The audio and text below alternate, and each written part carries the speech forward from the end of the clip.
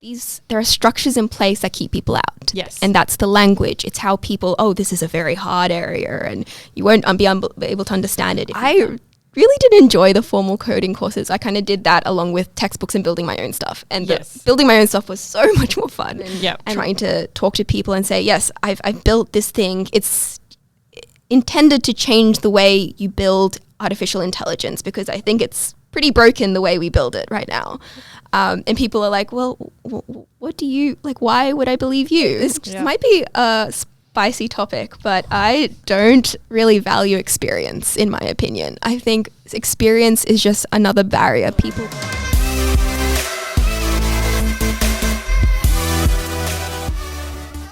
Welcome back, everyone, to another episode of Pass and Covered. And now I feel like I've got this like real radio jockey kind of accent vibe really kind of going. And I'm like, oh my God. But we are back, and we're back again in person. I think most of the season is going to be in person, which is very exciting. And I've got the fabulous Samantha, who goes by Sam, I think. Yeah, Sam. Wow, I really should have checked that before, I think. But I'm very excited. And yeah, hi, welcome. Hi. Thanks for having me. Yeah, no, sorry. I was like, we were saying this earlier. I'm like, we'll try and talk about how we kind of ran into each other. Hilariously enough, we had just finished recording the last episode in the same venue. And I was like, oh, there's an AI meetup in the city. And I kind of wandered over because it was essentially down the road from here. So close. And I essentially just walked into you. Yeah. I was like, hi. And like, I was like, you were, and I think it's one of those things. Most meetups, you kind of go, especially if you're going alone. It's like, who can I turn to and find? And it's so daunting. It's awful. I hate it. And like, it's so much easier when you can have like, hi, I'm going to bring a person that I have someone to turn to and pretend I'm not a loner to talk to. And I think it's a women thing too. Like I hear it from a lot of women being like, I go to these tech meetups and it's just a sea of dudes. And they all just want to talk to each other. And you're like, okay. Like, I'm not saying that they won't talk to you, but it's like, it's harder to go into a group of 5 guys and being like, hi, I'm here now, let's talk to me. I actually went to a like for International Women's Day, there was a meetup, and I brought my co-founder Josh, and it was like a sea of women and like very few guys, and he was like, I kind of understand what you have to go, like, because he felt really out of place, and he was like, there's a lot of empathy here now.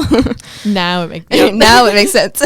I've heard that a few, like, from a lot of women like focused kind of groups or whatever, like men go and they're like, oh my God, is this what it's like? Welcome to the other side. Oh no. But sorry, we should do an introduction. Sam, do you want to introduce yourself to the people listening?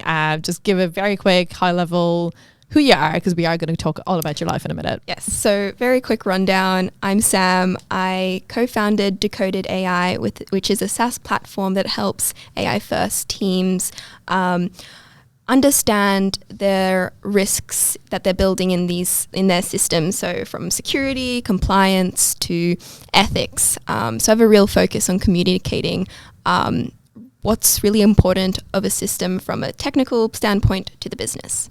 So that's my work. I dedicate my life kind of to that. And then aside from that, I am a muso. I'm a musician, and I've recently taken up tango dancing.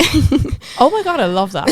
And hilariously enough, we were just talking about dancing at the last episode too, who like she does bachata dancing. Oh yes. Oh my God. I feel like I should know it better because she's talked a lot about it. I'm like, wow, I can't pronounce it correctly, but yeah, bachata is awesome. Yeah, I did that back in uni, and it's like an amazing dance. There are so many dance forms that I'm just like, I wish I had all the time in the world. No, I love that though. Like, I mean, especially given the context of like like just any bit of like body movement helps get rid of the rest of the day. Stress. Yes. Oh my gosh. Yes. I can go into all about like the tango. It's like, it lives in tension. I love so we can go back to it later. We will be talking about it. Don't you worry. I feel like season 2 of the podcast is going to be a very talk about depression, stress, and how do we deal with it. It was a very heavy topic last time, which is why I'm like, I like this. This is essentially what we're all dealing with, especially since it's a Melbourne thing and it's a lot of rest and remaining tension left in our bodies, I think. So but look, let's dive in. Let's bring me back all the way to high school, kind of college, or even school. Like, bring me back to start, right? Like, what were the kind of original like thoughts and things of like, this is where my life is going to be? Yes. So I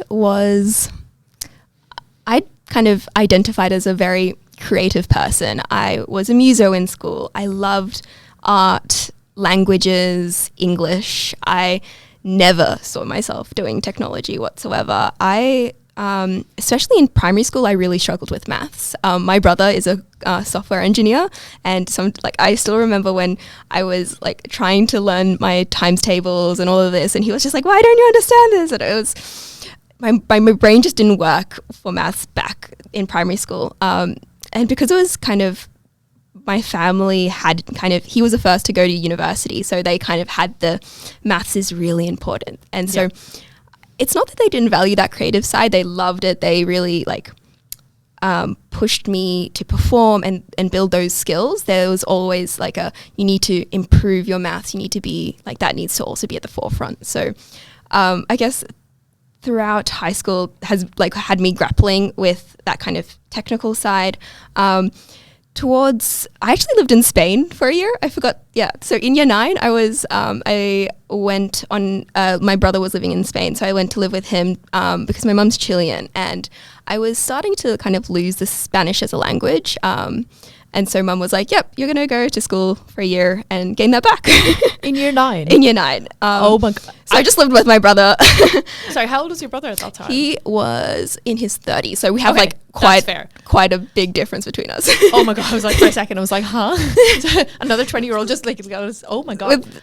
I mean, I've moved around a lot in school, in multiple times throughout school and stuff. Mm-hmm. And that year 9 in different I did not one-off year. Yeah. Wow. And I actually I had my group of friends. I was happy. I was like, Mom, I don't want to go to another country. But honestly, it was amazing. I made great friends, and learning a different culture.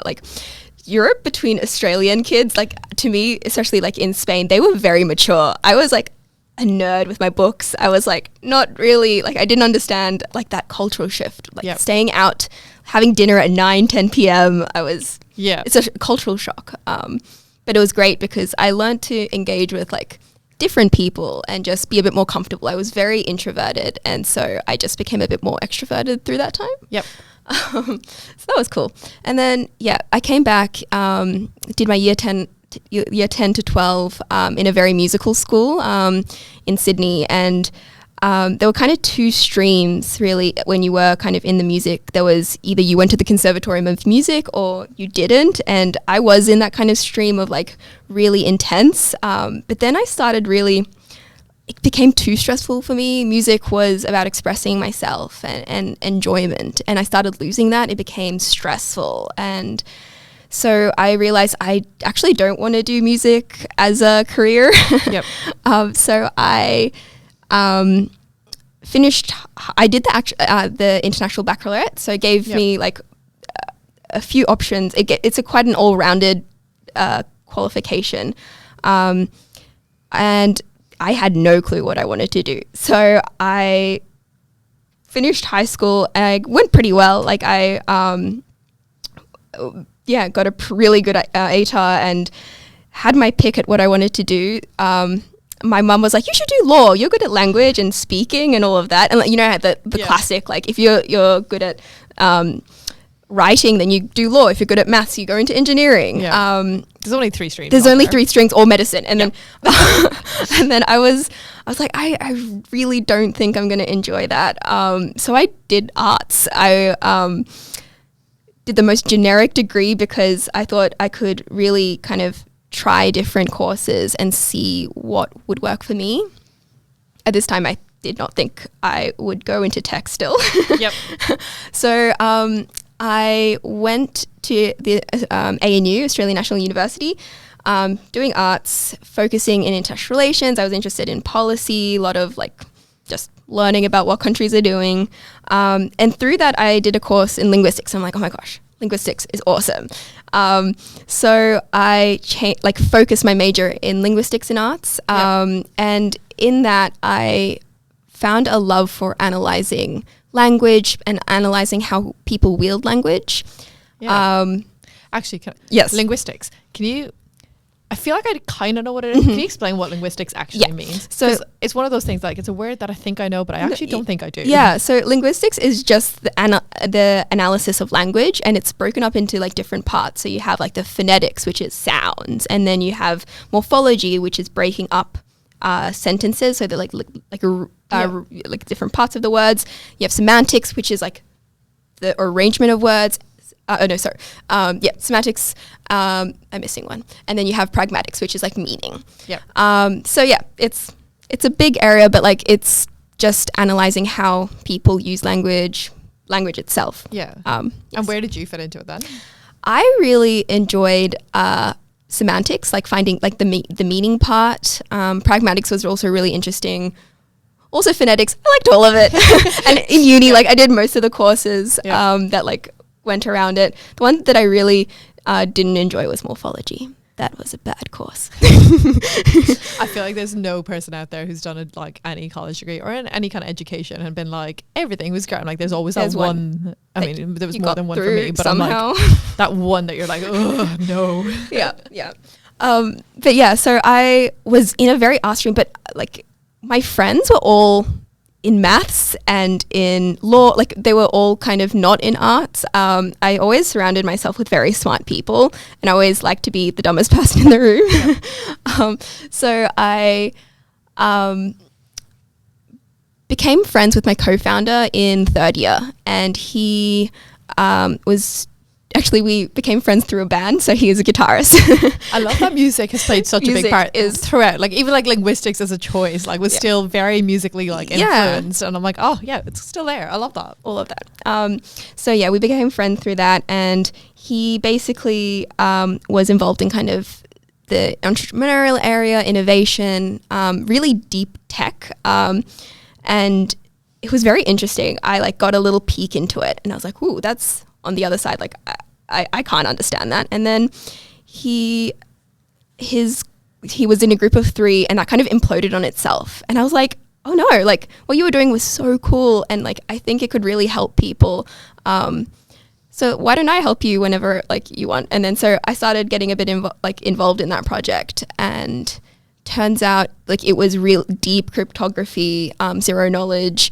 Like it was very deep tech, which I had no idea about at the time. And what we did was we had like a 4-hour session in ANU with like a windowless room with like a giant whiteboard, and he like went into the depth of what is this technology, like from someone who had no clue about like tech whatsoever, like had like did fine in maths, didn't do great, but like it wasn't bad, but like yeah. So in those 4 hours, that was really pivotal for me, because it was someone taking the time to be like, these words are a barrier, like you can understand them, and kind of took down that barrier, being like, oh yes, those are words that I understand, and kind of showed a way for me to actually do research on my own and how to understand this myself. Yeah. Yes. Even just a pointer of like, hey, this is what you can Google to understand later. Like it makes such a difference. And I mean, there is such value, and it's so underappreciated as a skill of someone just being like, let me just start from scratch. Yeah. Like, let me bring it. And that was like the first, I mean, it was very similar for me, where it was like the first job and they were like, hey, all these like SQL, do you know what that is? I'm like, I don't know. That's like letters, I guess. Like, is that English? I don't know. And they like, this person who's done SQL and like breathed it his whole life, which is a programming language, like a 30 odd year, probably more career in it. And he sat down and was like, okay, so a table, this is a date, like a very basic level. And like that changed a lot of stuff for me. And I think it's just, it really does. It's those pivotal things of really small, basic things. But it goes such a long way. And people just don't do it enough. No. And it was a real like testament to how like there are structures in place that keep people out. Yes. And that's the language. It's how people, oh, this is a very hard area, and you won't be able to understand it if you've done 4-unit maths and like, yeah. So that was huge for me. And then I started, so the idea was a secure computational marketplace. In cryptography, that idea failed, but it was hell of fun just doing it and learning, getting exposed to secure artificial intelligence, building secure artificial intelligence. I started coding, and in my 4th year, I had a few electives left, so I did all the coding courses I could. I really did enjoy the formal coding courses. I kind of did that along with textbooks and building my own stuff. And building my own stuff was so much more fun. Yeah. And I actually learnt it instead of just like, here are some things that you need to do and learn, and that's it. I look at it sometimes. I know people who talk about the degrees and stuff they've done, or I had a friend who did a master's in like some bioinformatics, but like the tech side, like one of the modules was her learning SQL, which was funny because it was at the same time I was learning SQL. I'm like, hey, send me your notes, like send me what you're doing. This is an easy way for me to learn it. And I'm not joking, her exam was like a written exam, and I'm like, for a programming language? And she was literally like, I actually do need to know. I'm like, oh, the syntax just comes up, it does it itself. And she's like, no, I need to know what syntax goes where because I have to write it out. I'm like, huh? No, how is that any way useful? Like, that doesn't make sense. And I think, education is still so far behind in how it's being done. It's going to change, don't get me wrong. But I think it was interesting when you mentioned that gatekeeping.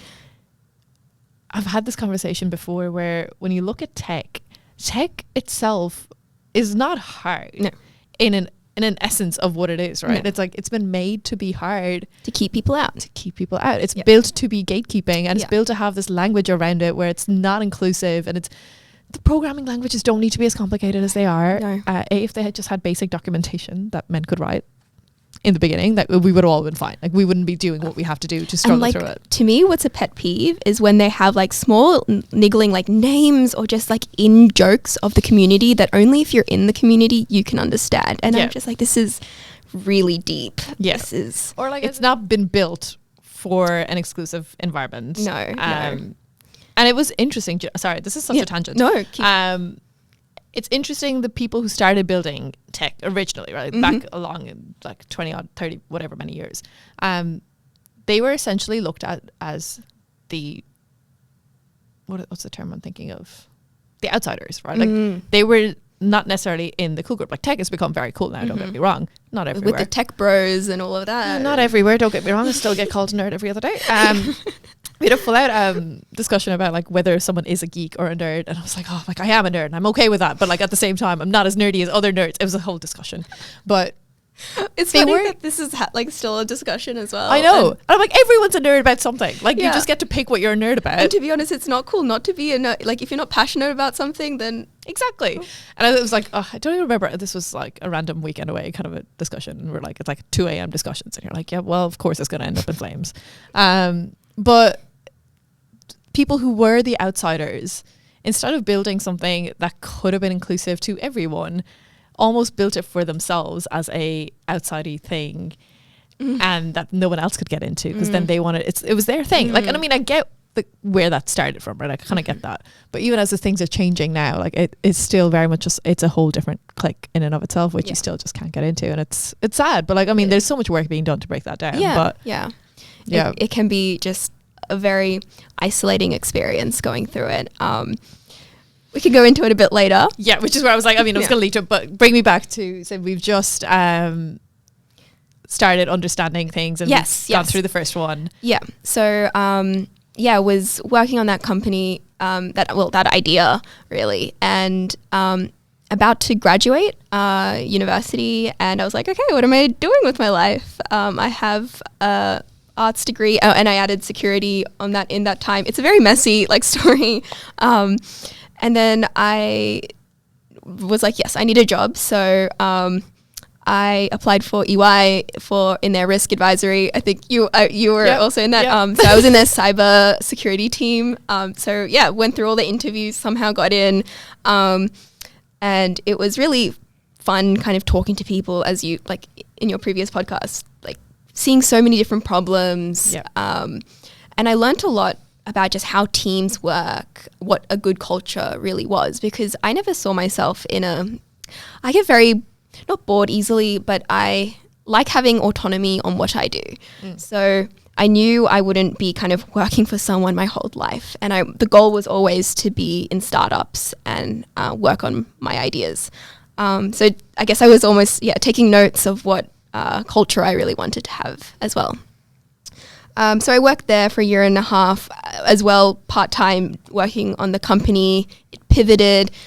We spoke to hundreds of ML engineers, AI researchers, data consultants, just like getting a lot of information to understand what kind of the industry, where the industry is at, what is needed. And we realized that secure AI couldn't really be adopted until we could really understand what AI systems were doing in itself. Like, people can't talk about AI right now. There isn't a set definition for artificial intelligence. Everyone's still kind of arguing what it is. Actually, over the past few years, Josh and I kind of feel like we've landed on the one that we really like, which is artificial intelligence is a cultural practice of ceding decisions to autonomous systems that actively co-shape us. So what that means, and like what makes AI special, is that you are bestowing decisions, bestowing power to this machine. And what that has changed in an AI engineer is that software engineers and other technology engineers don't have to do is they have to persuade people to trust in the system that they've built. So we kind of came to this point of understanding. It was a lot of philosophy in there as well, reading a lot of Kierkegaard and Plato, Aristotle, coming to like, well, what's the biggest problem in AI? And that is engineering trust. And that's the problem now that I'm trying to solve. So that's how I got there. Left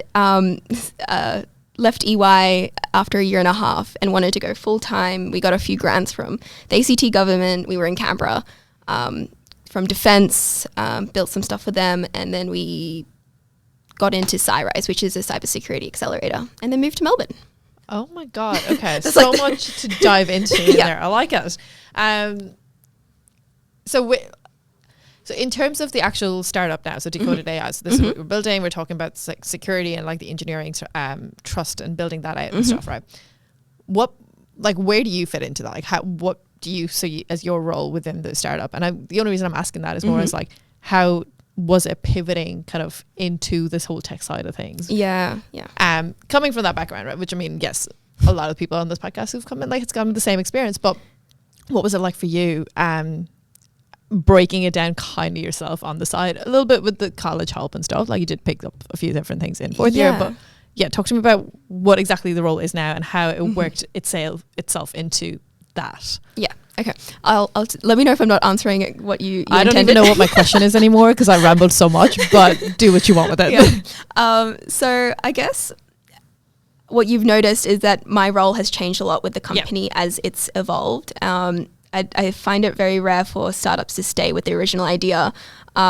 So while we were talking to a lot of people, we were doing a lot of outreach, collating information. So I was much more kind of the spokesperson talking to people, kind of relaying it back. Josh also was my co-founder. He had a bit more experience coding and was a lot more comfortable than I was. So he was much quicker than I was at doing all of that stuff. So he was kind of building as fast as he could. I would jump in when I had time as well.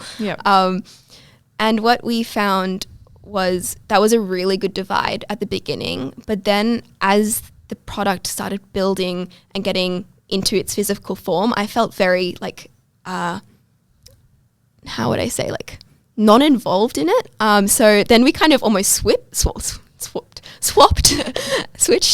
I wanted to say, and so I started building more and he started going out to talk to people. And what that really did was give me confidence in my skills and in the technical world. But also realized that's not what I enjoy. I love talking to people. I love talking about ideas and bridging that kind of gap and wielding discourse in the way that works for our company. So right now we have built it. It's working. We've had initial users, and I guess my role is selling, getting it in front of people, getting it into the right doors, which can be, I don't have to tell how difficult it can be as a young woman trying to talk to people and say, yes, I've built this thing. It's intended to change the way you build artificial intelligence, because I think it's pretty broken the way we build it right now. And people are like, well, what do you, like, why would I believe you? And we're like, we want to build a product that can help you believe things, but don't believe me. Exactly. So, essentially, I've been on both sides. And I think I like living in that middle bit.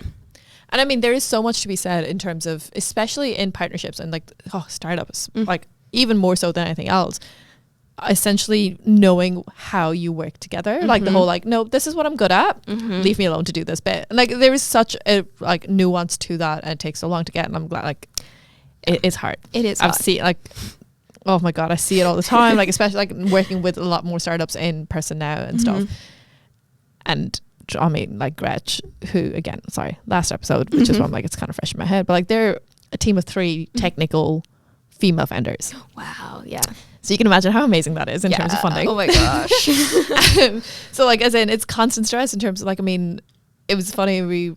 One of the questions, she's like, oh, what do you value less over time? And she's like, money. And then the thing, and she's like, wait, very ironic as a startup person being like, I don't value money, but actually give you all the money in the world because I need to build this thing. But there is nuance to it. And I'm like, it takes so much effort. And I think there is a real piece in there in terms of being okay with that, right? Like, and I mean, because people don't accept it sometimes, and it's sad when they're like, no, but I swear I can do it, and like, you don't have to. And there is a piece in there of like, it's hard to get to that level. Yeah. And one day maybe I'll go back to it and spend more time in it and find my niche that I really enjoy, but I don't have the time for that right now. Absolutely.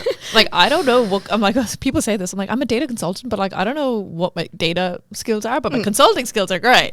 Like, I can do the rest. I know I have the like intelligence to be able to figure out and learn from the other stuff, but like it takes so long to just figure out who the hell you are and what you're good at. Exactly. And I'm so lucky that like my co-founder, he's just so happy to like, we have great communication, and that's why like we've been working together for the last 4.5 years, and I don't think we've ever had a major fight about the company because I am the CEO, he's a CTO, so we have a very clear kind of structure of like how decisions are made, if there is kind of any tension, how we work through it.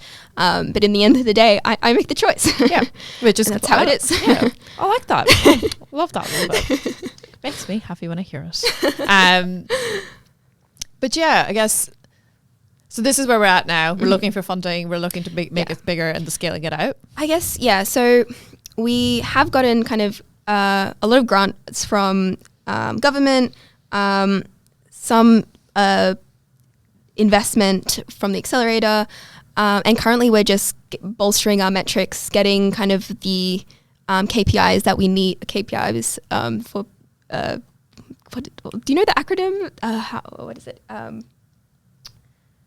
Key performance indicators. Key performance indicators. Sorry, I was like, I thought you were looking for a different one than the KPI. No. Yeah, key performance indicators. For people who don't know KPIs, most people do. And I think we will be looking for funding eventually. But right now, it's more just selling it, getting people using it, loving it, and telling me what's broken about it. Yeah. Oh, fail fast. I love it. Exactly. Okay, so, oh my God, I love this, right? So let's dive in to our rapid fire, which is very much not rapid fire. So there's a couple of questions that we'll be asking all the guests, because I think it's really interesting. These are kind of just like very general philosophy, life questions, I swear. That sounds very wishy-washy, but we will get to it. But the aim kind of is like, it's an interesting perspective everyone brings to it, to each of these questions. So there's no right or wrong answer, no short or long answer. As long as you want to go with it, I am happy to hear it all. Nice. And if you do feel like skipping one, feel free to be like, I don't know yet. We can come back to it at one stage. So I'll go pass. Exactly. Completely fair. We won't judge. Okay, so the first question we're going to jump into is, what feels like the big secret of success to you in tech? That is a big question. Yeah, I wasn't joking, which is where I'm like, these are not rapid at all. A big secret of success. At least personally for me, it's being okay failing. So a lot of the grants I failed the first time applying for it. The accelerator failed the first time applying for it. Building stuff fail all the time. Yep. So just being okay in that tension of like, it's okay if I don't know. I like that. Especially when you're like, I mean, there's like the whole thing of like surrounding yourself with smart people. I'm like, it's so much better when you don't know, but you've got people around you that know, and it's perfect. Yes. Best and worst decisions you've made in your career / your life. I'm not fussy about which one you want to pick. The best decision I made in my life was probably moving to Canberra, because I lived in Sydney, quite sheltered life. I think most young girls have that, is like they're at home, and just living on my own, surrounding myself with really good people was like just, I think, the best decision I ever made. on par with deciding to just back myself and do my company. Yep.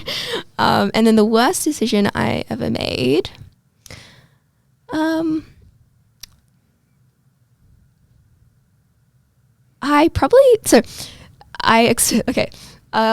is a bit deep. So I was at this like conference, and someone was blatantly was like, I don't think what you're doing is good. Like, you basically like are wasting your life and all of that.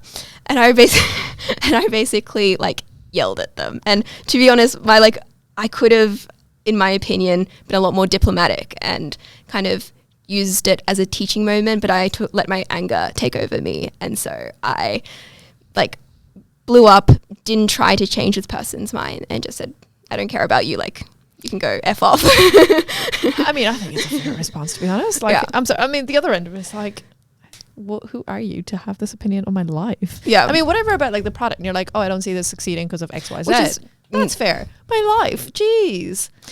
It was a horrible thing, and like I kind of spent a lot of time just being like, how could I have like made that experience better?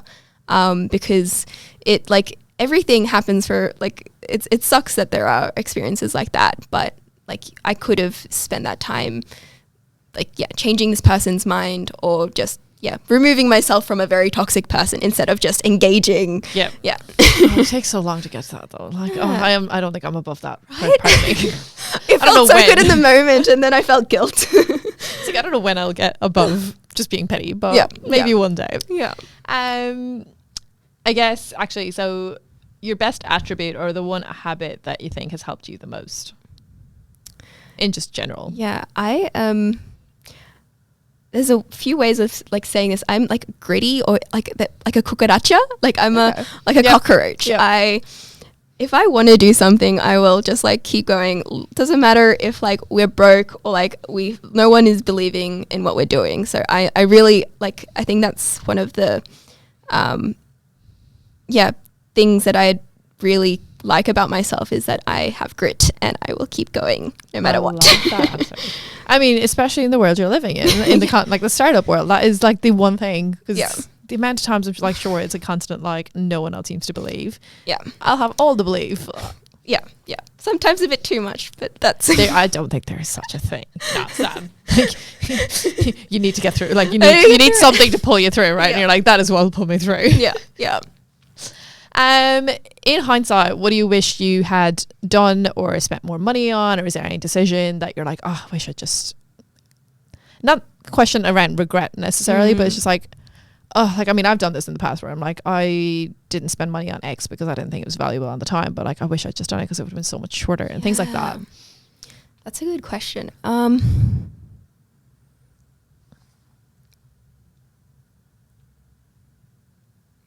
I would have spent more time on the things that give me energy. So when I was doing those reach outs, talking to a lot of people, it did get quite draining because I did get a lot of no's. I don't want to talk to you, even though you're doing research, you're not selling me anything. Yep. Don't get me even started on like the culture of people against like trying to talk to you and like, Anyway,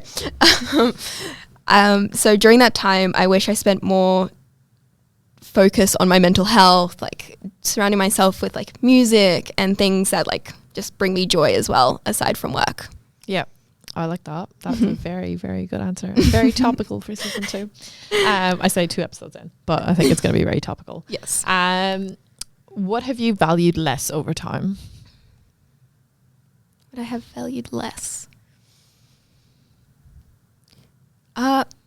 This might be a spicy topic, but I don't really value experience, in my opinion. I think experience is just another barrier people put in front of people. Oh, you haven't done 10 years in this job, so then you don't deserve my time to speak to. And yes, like because there are so many people in the world, we have to have ways that filter people into our lives, but I don't think experience is one of them. So yeah, that's something I value less. If you are like in high school or uni and you want to talk to me, what do you want to talk about? Is it interesting? Let's talk. Yep. It is a very spicy topic because people don't like hearing it, but I fully agree with it. And was one of the same answers that last time as well. Oh, nice. Especially because I think, and I don't know if you face this, but I get this a lot where if it's just virtually someone like has read my resume and they're like, oh, this is what I want to reach out about, and then they see me and they're like, let me take that step back because that's not who I pictured in that same context. Yeah. And it gives me it used to give me a lot of anxiety about like, please don't ask for my background because I don't know if I can justify why I'm in this role that I'm in, because I don't know if it makes sense. It doesn't, and it shouldn't. And I mean, like, I'm valued for the things I bring to the table at the moment. It's a whole spiel around it, but we should be valued on our ideas and how we solve problems and communicate, and it's not on if we've spent time in a position. And the other end is we're working with AI. Who knows? There is no 10 years to experience. A lot of techniques just haven't been around that long. I mean, sorry. Yes, I do know there are 10 years of experiences that are valued in AI. But with what is happening right now, it's not like you need that. It's evolved so much that like what was relevant 5 years ago is not relevant today. Exactly. Therefore, 5 years experience, don't need it. What is your biggest current career insecurity? My current career insecurity. We just talked about like the that everyone is so focused on experience. That can be really hard. And why I've spent time going through like institutions, like going through CYRISE Accelerator, getting awards. I was awarded the one to watch in IT security 2022. And that was really helpful, just getting into the rooms with CISOs, because they're like, we can talk to you now. Yep. Like they don't say it blatantly like that, but like more doors open when you achieve things and when you have things on the resume, and it's validation goes all the way. Validation, yeah. That external validation, like it does open doors. And I mean, the amount of like awards, I'm just like, I'm going to submit myself because why not? I deserve the award, but also I just need someone else to validate it. Yeah. I need something on my resume that says I deserve to be in the room. Exactly. What do you not feel guilty about anymore? What don't I feel guilty about anymore?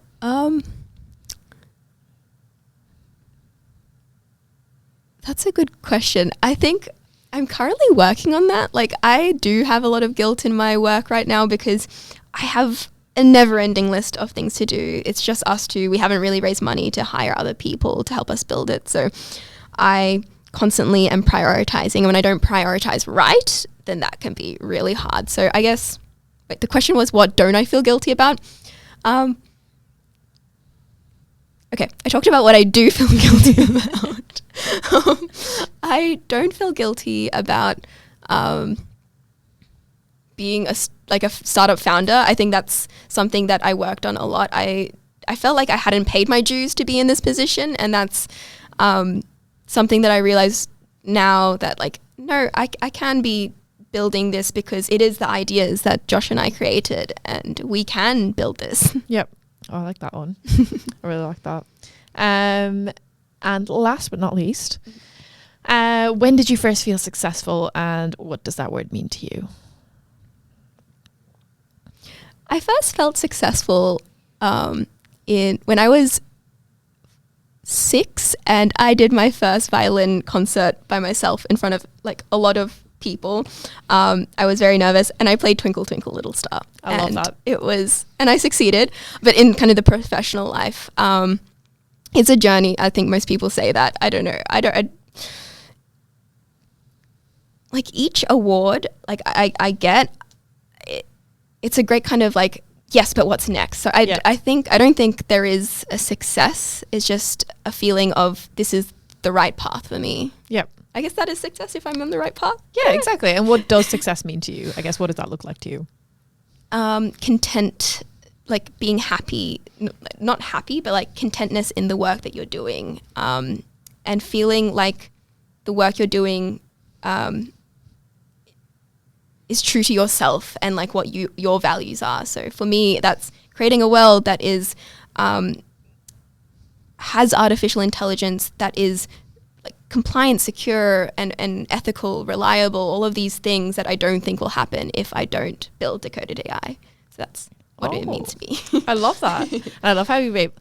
And this is like the hallmark of like a good CEO, to be honest, where it's like you can actually like loop it all back in. Like, no, I swear I'm doing this for a reason. And my life, like, it makes sense. It makes sense. It's nicely packaged. Exactly. No, even though my life isn't nicely packaged, if I must say so. No, and I think it's been a great conversation around all the different aspects of it. And like, I mean, is there anything that we haven't touched on that you want to talk about? As fair if it's like, no, we did everything. I guess the one thing is like, I find like a lot of founders only talk about like the like technical or like the work that they're doing. But in terms of like the non like work side, it was a big thing for me to start going to tango lessons. So I started that in... We said we were going to come back to tango. Yes. So it was like the beginning of this year in February. I was like, I've been saying that Josh and I we wanted to go learn tango, and then we signed up, and then we went to the first club because we've been in Melbourne now for a year and a half, have not made a single friend because I've been working constantly. So all my friends are in Sydney and Canberra. They come to visit, but like I haven't really met people in person. So this was the time to be like actual contact with humans. Whoa. Terrifying. But it was amazing because we got like at the beginning of this year, we started applying Decoded to open source models, and it was really hard. Like things were breaking, a lot of tension in work. And Tango became a release for me because the dance is made up of communication between a leader and a follower. And the leader is creating a dance where the follower is interpreting. And what the leader is trying to do is create these points of tension and coils of the body. And that's where you get those like kicks and those really tango moves is from like twist and release. Yeah. And so that's how I've been kind of getting that tension out through that. I think we're going to have to go and do tango together sometime because this sounds amazing. It's amazing. And I'm like, oh, this is perfect. And I'm like, oh. I'll bring you along. It'll be so fun. I love this. Like apparently I'm just collecting friends that do dancing now. And I'm like, I will be a dancer by the end of this year. I've decided now. 100%. You will be. It'll be amazing. Sam, it's been great talking to you. I'm so thankful for your time, for you to come down and share all the things you've been through and everything that you're building, and I am absolutely so excited to build a more secure world with AI, and I'm so excited to see where you all get up to. Thank you so much. Thank you for having me. It was amazing. I love it. This is like me just randomly running it. I like this, like me used to be stalking people on LinkedIn. Now it's like me stalking people at live events and I'm like, hi, no, give me your LinkedIn, let's have a chat, let's go. I promise I'm not a stalker. No. But yeah, no, thank you so much for coming along. We're going to wrap it up there for this episode. Thank you for State Library Victoria for having us in this fabulous studio, which we'll be back a lot in, I think, over the next couple of weeks. So I'm really excited for all the ones that are coming up. And with that, let's wrap it up, and we'll be back again with another episode in the next couple of weeks, and we will all see you then. Thank you.